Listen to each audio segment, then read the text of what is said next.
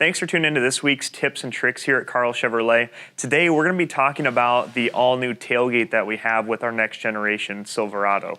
So one of my favorite things with this truck is we actually integrated to a push-button release system on the tailgate. And we actually offer a few different ways that we can actually close this tailgate. My favorite way is to simply lift the tailgate here,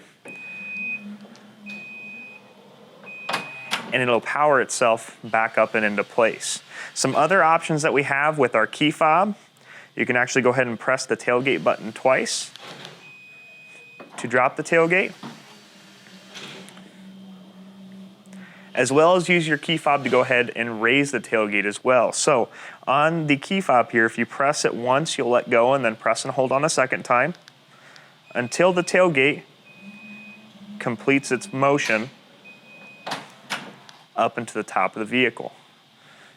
We also have the option to press on the release pad here to raise the tailgate back up, as well as up and down functional capability inside the truck itself.